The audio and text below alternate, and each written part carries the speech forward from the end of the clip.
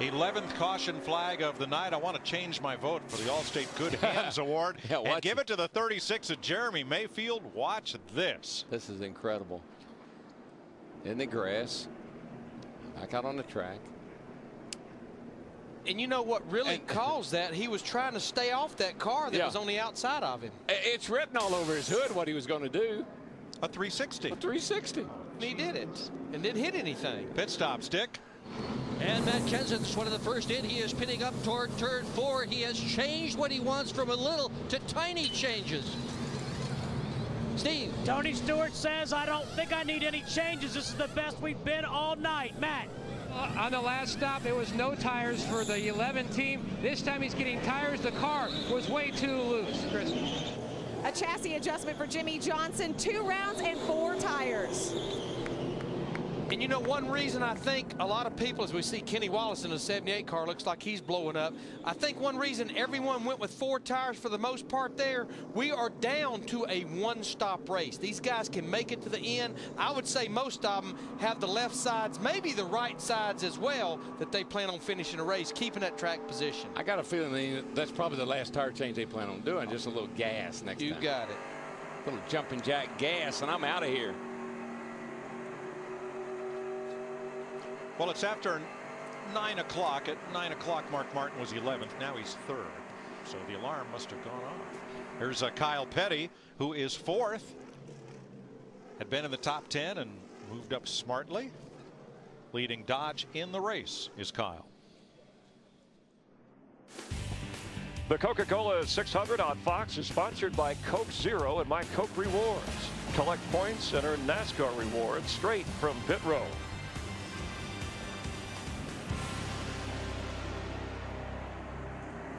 Get a free Coke Zero from My Coke Rewards. Text the word zero to 2653 now. Standard text rates apply.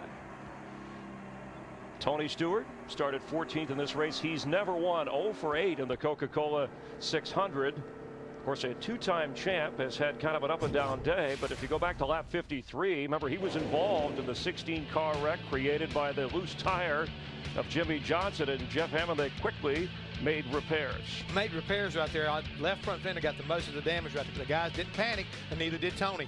In the end, they got it where he needed to be. And look at him, Chris. He splits these 2 cars right here, making a move up through traffic, letting you know exactly how strong he really is. Working his way back from as far back as 28th here, passing Brian Vickers in the Toyota. It's Tony moving forward. He did lead 1 lap back on lap 131. That was during pit stops.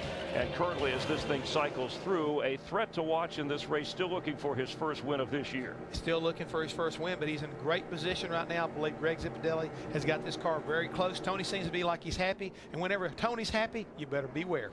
And how about the veteran Ricky Rudd? You've talked about guys who are comfortable, who know how to wait it out here and make adjustments. It's great to see Ricky up here leading the race right now in Robert Yates' car. And the key thing right now is the fact that, you know, he's a veteran of this. He knows what it takes to win a 600-mile race. He's been around a long time, and so does Robert Yates. So it's great to see this 88 car out front. We've talked about the Hendrick dominance this year, but the Gibbs dominance tonight, at least recently where his 3 cars are, with a chance to maybe overthrow Jimmy Johnson and his dominance at this track. But we're not done yet, my friend. I hate to tell you that.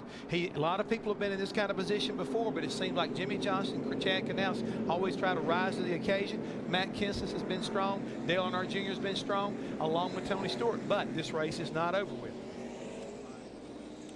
Biggity, biggity, biggity! Crank up that volume, boys. If you're really going to miss us after Dover, you can download that or one of several DW ringtones at jamster.com, keyword DW. Yeah, DW is 75555, or you can go to DW store. Kenny Wallace has taken his car to the garage area. Kyle Busch has returned to the race after serious repairs to the right side of his CarQuest Chevy. Speaking of DW store, better say happy birthday to Van Colley, our colleague. I mean, we heard Dale Earnhardt Jr. talking about attrition. If you can get back out there and just gain 1 or 2 spots, that's the reason we're seeing cars like Montoya, Clint Boyer, Kyle Busch now, Allmendinger, Sterling Marlin, David Gilliland, Elliott Sadler. Some of those cars over 100 laps down, but back out there just trying to gain 1 or 2 spots.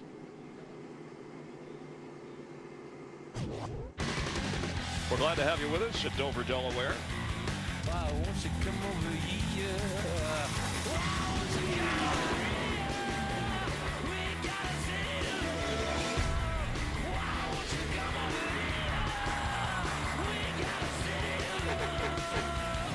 It doesn't get any better than it. Matt Kenseth wins. That's what I'm talking about right there. Where did he come from? Crab cakes, concrete, car of tomorrow, and ka-ching. The Dover Downs Hotel and Casino That's is on right. site. They got it all, baby, I tell you. It's a great place to go, and I look forward to it next week, particularly with that new car, to see how it's going to do on that in the concrete canyon. What's that big old thing that they have? The DuPont oh, bridge? The bridge, yeah, but Yeah. the monster. The monster. Yeah, the Miles the monster. Oh, that thing is awesome.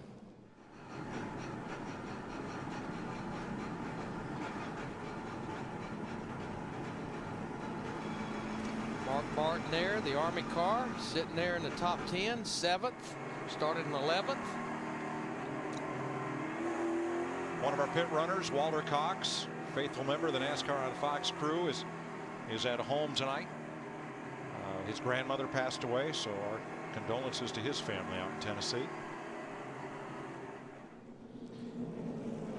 You know, we saw Ricky Rudd leading this thing a while ago, and of course we documented, I think, that he had not come to pit road. There you see him in the 88 car. He did finally make a pit stop, but he got those 5 points for leading. That's one of the cars that's just fighting to stay in the top 35 in owner points. Mark Martin, has TW got a copy? Go ahead, Darrell. I hate to wake you up, buddy, but it's almost 10 o'clock, and I mean, you're sitting there in 7th place right now. How's things going for you? Struggling, DW. I'm not. We're not getting along with it too well. We're going to keep digging. It's not over yet, but Army team's doing a great job up pit road. We've hung in here, but this thing hasn't come to us like we were hoping.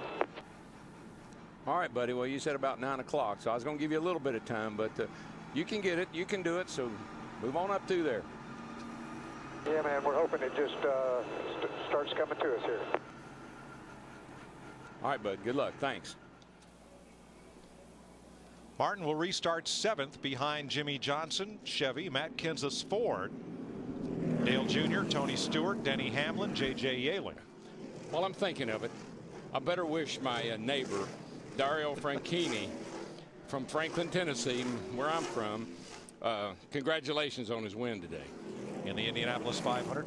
That's funny. I thought he was from Scotland. No, he's from Franklin, Tennessee, and so is Ashley. And I was going to say, that doesn't sound like a Franklin, Tennessee name. Well, he flies over my house in his helicopter. All right. So I want him to be sure and wave when he goes by. A great win over Scott Dixon, Elio Castroneves, Sam Hornish, Ryan Briscoe, and Scott Sharp. Hey, Mike, I got an idea. What's that, Larry? In honor of the biggest day in motorsports, what do you think? I think we better crank one up. With some 3D.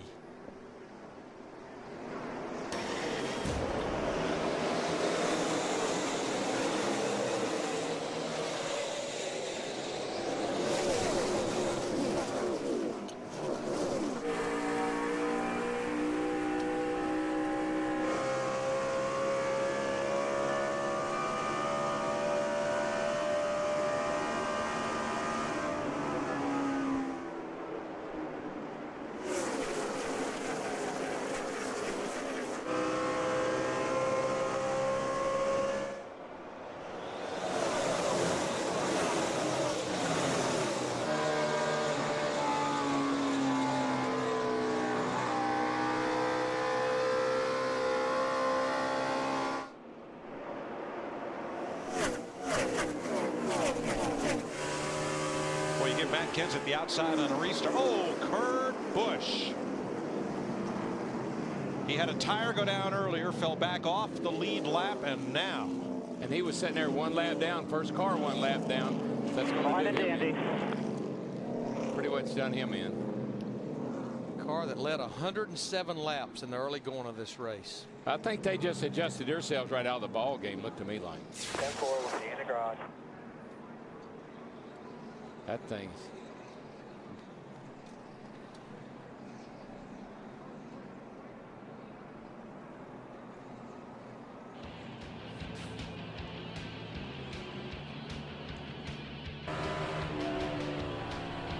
That's the 12th caution flag of the night for Kurt Busch in the Miller Lite Dodge.